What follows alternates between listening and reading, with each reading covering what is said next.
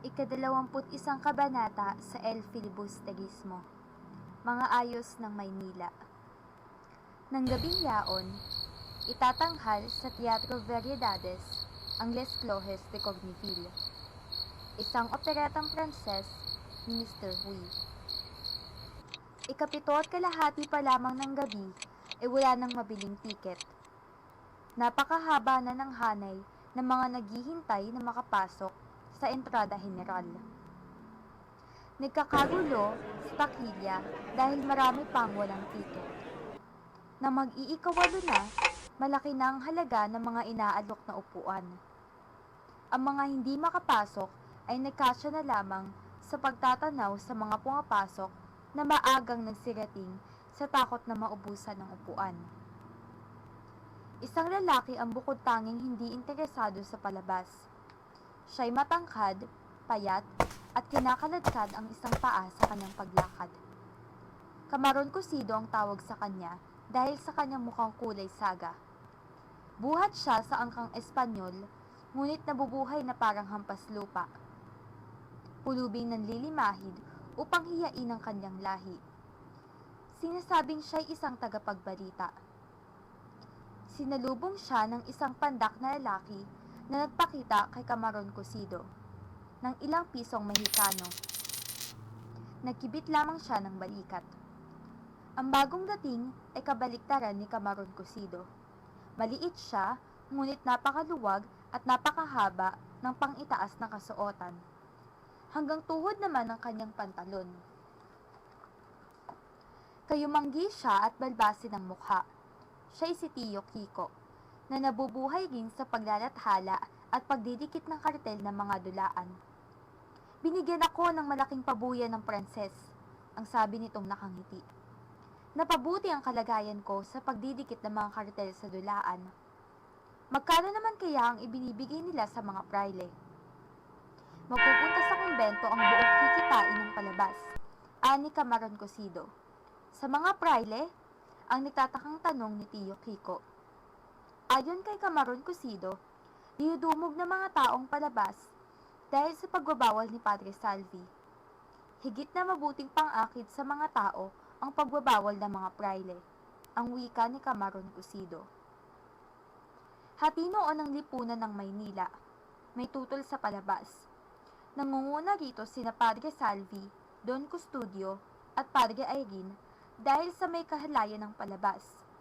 Tutol din sa palabas ang matatandang babae, ang mga babaeng may asawa at selosa, at ang mga dalagang may katipan. Ngunit marami rin ang sang-ayon sa pagtatanghal ng opereta. Nabibilang dito ang mga opisyal ng hukbong katihan at pandagat, mga kawani, matataas na tao na ibig makarating o ibig makarinig ng wikang Pranses mula sa labi ng mga taga-Paris, yaong mga nakapaglakbay na sa Paris, at lahat ng ibig masabing sila'y mga bihasa. Yaong mga walang katipan at yaong magaganda ay kabilang din sa pangkat ng mga sang-ayon. Sa pagkakadikit ng mga kartel ng Les Cloches de Corneville, naging abala ang mga nasa tanggapan sa pag-aaral ng wikang Pranses. Kunwari, sira ang mga tiyan kaya madalas ang punta sa palikuran na dala-dalay diksyonaryong pambulsa.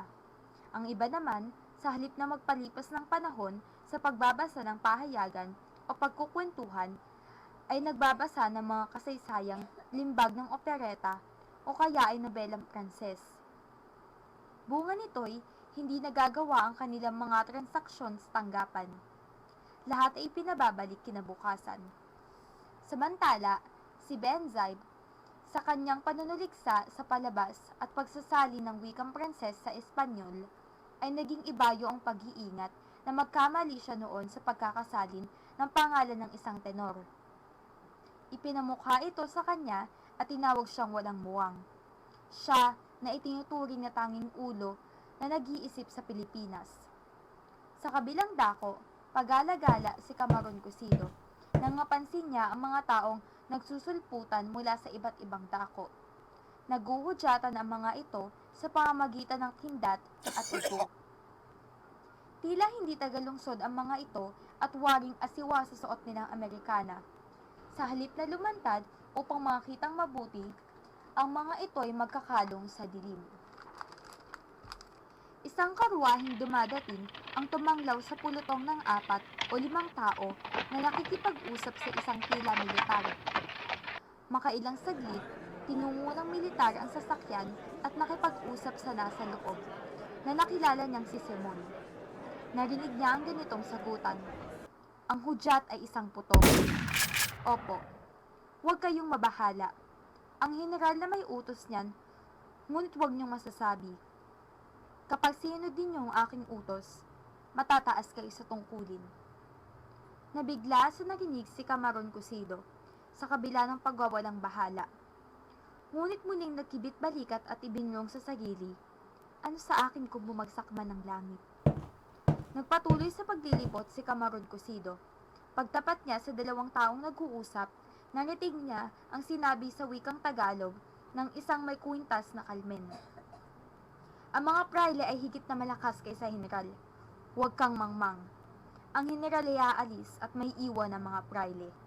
Kung magagawa natin ng maayos, yayaman tayo. Ang hudyat ay isang putok. Aba, aba, bulong ni Camarón Cosido. Ang general doon at ang Padre Salvi rito. Kaawa-awang bayan. Ngunit ano ang kabuluhan nito sa akin?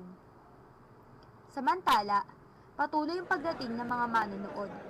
Kahit mailinsangan ng gabi, ang mga dumarating ay nakapangginaw at ang mga lalaki naka-Amerikana ng mahaba. Kabilang si Tadeo sa pulutong ng mga manonood. Kasama niya ang isang probinsyano na ang katangahan ay kanyang sinamantala. Iginagawa niya ng istorya ang mga nagsisidatingan na kundi maharlika ay may mataas na katungkulan.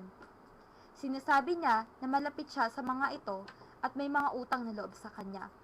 Binabati niya ang lahat, kinakawayan at nagbibitiw ng adyos. Patuloy ang pagdating ng mga tao. Dumating sina Doña Victorina at Paulita Gomez, nakasama si Juanito. Dumating din si Don Custodio na kunot ang kilay kaya mukhang nag-iisip pa rin ng mga panukala. Nakilala rin ni Tadeo si Padre Irene sa kabila ng balat kayo nitong huwad na bigote dahil sa mahabang ilong ng praile. Nagpaunang sumalubong si Tadeo pagdating ng pangkat ni na Macaraig, Pekson, Sandoval at Isagani. Hindi ba kayo papasok? Tanong ni Macaraig. Hindi na kami umabot sa tiket, sagot sa kanya. Mabuting pagkakataon sapagkat mayroon kaming palko, ang wika ni Macaraig. Si Basilio ay di nakasama, kaya halina kayo. Hindi ay nagpatumpik-tumpik si Tadeo. Iniwan niyang nag-iisa ang kababayang probinsyano.